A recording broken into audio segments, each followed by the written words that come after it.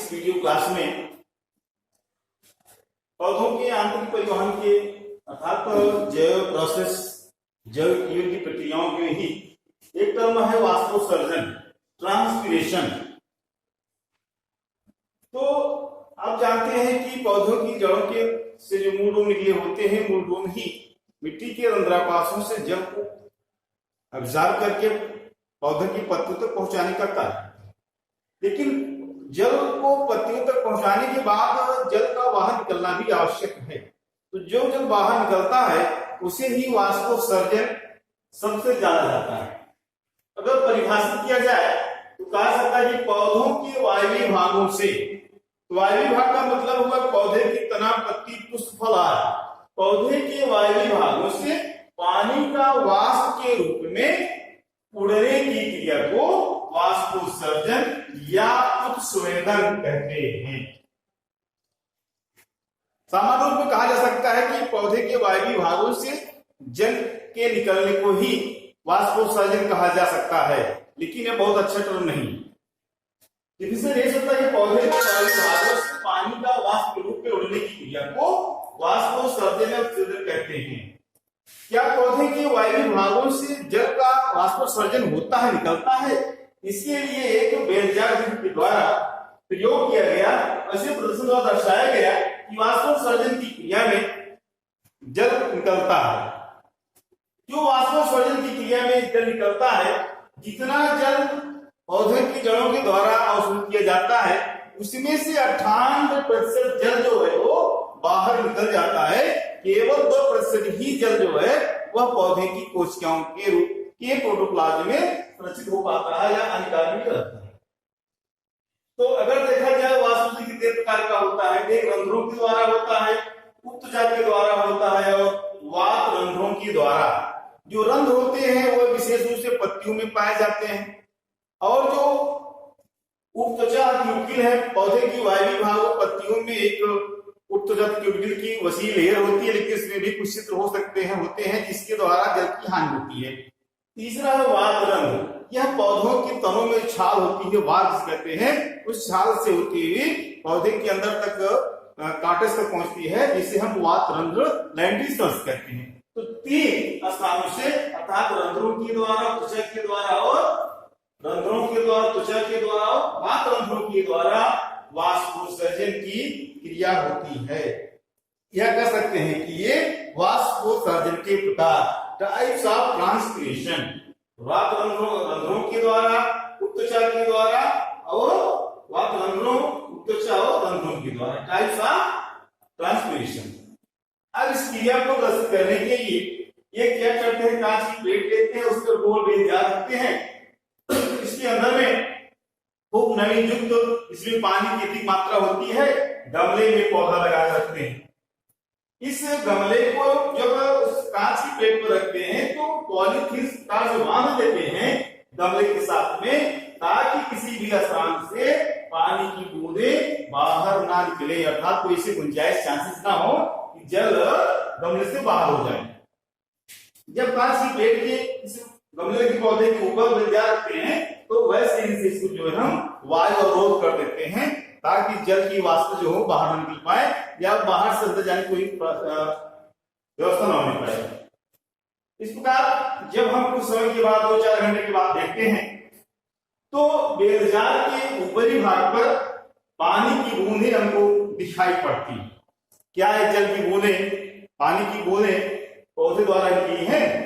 अगर यह समझ में नहीं आता है कि पौधे से ही नहीं नीचे निकली है या नहीं निकली है, तो ऐसे ही हम दूसरा प्रयोग कर लेते हैं जिसमें पौधा और गमला नहीं रखते, केवल कांच की प्लेट पर बेलजार रख देते हैं, वैसे ही लगा देते हैं, देखते हैं कोई चीज नहीं, अर्थात कोई जल की बूंदें नहीं।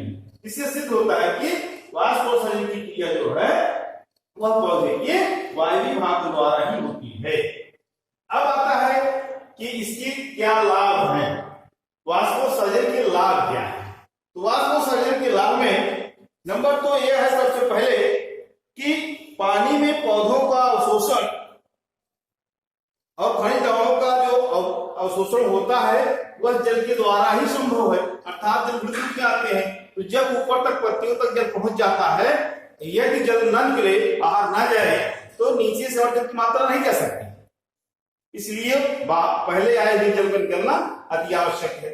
दूसरा लाभ यह है कि पौधों में तापमान का नियमन होता रहता है, कंट्रोल ऑफ टेम्परेचर। जल बाहर निकलता रहता है तो उसके साथ साथ पौधे की ऊष्मा भी बाहर निकलती रहती है, अर्थात पौधे का तापमान रेगुलेट रहता है, नियमित बना रहता है। और आता है कि इसी के द्वारा जैसे उत्सर्जन क्रिया है, अनावश्यक पदार्थ जैसे अपने शरीर से बाहर निकाल देते हैं, उसी प्रकार पौधे अनावश्यक पदार्थों को वाष्पोत्सर्जन के रूप में बाहर निकालते हैं। एक और लाभ यह है कि आवश्यकता से अधिक जल जो अवशोषित कर लिया गया है उसको इस वाष्पोत्सर्जन के द्वारा बाहर निकाल दिया जाता है। तो ये इसके लाभ हो गए।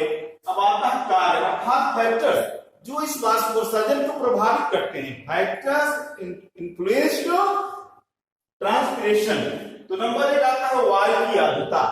जिस समय वायु में आर्द्रता अर्थात नमी ज्यादा रहेगी उस समय पौधों से वाष्पोत्सर्जन की क्रिया कम होती है। तो आर्द्रता कब का ज्यादा रहती है? जैसे बरसात में और ठंड मौसम में वायु में नमी रहती है, उस समय जो है वो वाष्पोत्सर्जन की क्रिया कम होगी। वायु की गति, यदि वायु में अर्थात विंड फ्लो तेज है, वायु की गति तेज है, तो वाष्पोत्सर्जन की क्रिया ज्यादा होगी, अर्थात तेजी से वाष्पोत्सर्जन होगा। इसे देखिए, गर्मियों में हवा तेज चलती है या वैसे अन्य मौसम में हवा तेज चलती है तो पौधों के जो पानी दिया जाता है तो जल्दी से जो नमी कमी हो जाती है। कारण क्या है कि तेजी से वाष्पोत्सर्जन होता है, पत्तियों के पास, पौधों के पास पहुंची हुई जल्दी से बाहर निकलने लगते हैं और नीचे तेजी से जो है जड़ों के द्वारा अर्थात रोमों के द्वारा अवशोषण की क्रिया तीव्र हो जाती है। प्रकाश की तीव्रता, जब प्रकाश की तीव्रता ज्यादा होगी अर्थात इंटेंसिटी ऑफ लाइट तेज होगी तो प्रकाश तो जो है वाष्पोत्सर्जन तेज होगी, क्योंकि तापमान ऑलरेडी जो है वो प्रकाश जो है विकिरण तेज रहती है इसी गर्मियों में। और तापमान, तो जब इंटेंसिटी ज्यादा होगी अर्थात प्रकाश की तीव्रता ज्यादा होगी तो ऑटोमेटिक तापमान भी ज्यादा होगा, तापमान भी ज्यादा होगा तो जल की हानि ज्यादा होगी। यानी तात्पर्य है कि वाष्पोत्सर्जन क्रिया तेज होगी। ऐसे इसका विशेष कारण यह है, जैसे हमने बताया है रंध्र कहां से होगा, अभी बताया गया रंध्रों के द्वारा। एक रंध्र स्टोमेटा का चित्र हमने दिखाया है, यह ओपन टाइप का स्टोमेटा है, खुला रंध्र है। ये इसका ही मुख है, ये जो बीच का पोर्शन है इसका खुला हुआ भाग है। यहाँ पर जो है ये जो बीन शेप्ड सेम की आकार की कोशिकाएं दिखाई गई हैं, इन्हें हम द्वार कोशिका या गार्ड सेल या रक्षक कोशिका कहते हैं, क्योंकि रंध्र को खोलने और बंद करने के लिए काम ही करती हैं। इसके बगल में जो है यहाँ पर कोशिकाएं दिखाई गई हैं गार्ड के बगल में, इन्हें हम सहायक कोशिका या एसोसिएट सेल्स कहते हैं। प्रत्येक कोशिकाओं में केंद्रक पाया जाकर दिखाया गया है। गार्ड कोशिका में, द्वार कोशिका में क्लोरोफिल की कोशिकाएं ज्यादा था, क्लोरोफिल नामक अंग जो है वो ज्यादा पाए जाते हैं, इसलिए ज्यादा यहाँ पर दिखाई है। और इनमें रिक्तियाएं आप जानते हैं बस कोशिकाएं ज्यादा बड़ी होती हैं तो रिक्तियाएं हैं, और बगल में जो डॉटेड लाइन दिखाई गई है इसके यही जीवद्रव्य हैं, अर्थात इनकी साइटोप्लाज्म है, किनारे किनारे हैं। इस प्रकार से इनकी ये रचना हो गई। अब आता है कि रंध्र के द्वारा जो चित्र दिखाया गया है वो टाइप में, इसी में से जो है वो जल बाहर निकलेगा। अब एक सुधारी पौधे की है, अब ये अलग टाइप्स होते हैं, इसमें हम बताएंगे आप जो है वो दो प्रकार के होते हैं। अब आता है जैसे कि तेज हवा होगी, तापमान ज्यादा होगा इसकी। देखिए जब यहां तक जल आ गया, यदि हवा तेज है तो हवा आएगी और यहाँ की उड़ जाएगी, चली जाएगी, तो दूसरा जल आएगा, फिर हवा तेज, इस प्रकार से क्रम लगातार बनता जाता है। ऐसे ही तापमान जब ज्यादा रहेगा, आर्द्रता ज्यादा रहेगी तो कम उड़ेगा। इस प्रकार से जो है ये यहाँ पे आपको जो है ये इस सुंदरता का भी दिखाया गया है। बच्चों, भैया बहनों, आप इस वीडियो को सब्सक्राइब करिएगा, लाइक करिएगा, शेयर करें और जो है कमेंट भी करें, सबका लाभ हो सके, इसलिए आप सब्सक्राइब करें, लाइक करें। इस वीडियो में जो कुछ दिखाया गया बहुत अच्छे ढंग से इसको जो है पढ़िएगा। धन्यवाद।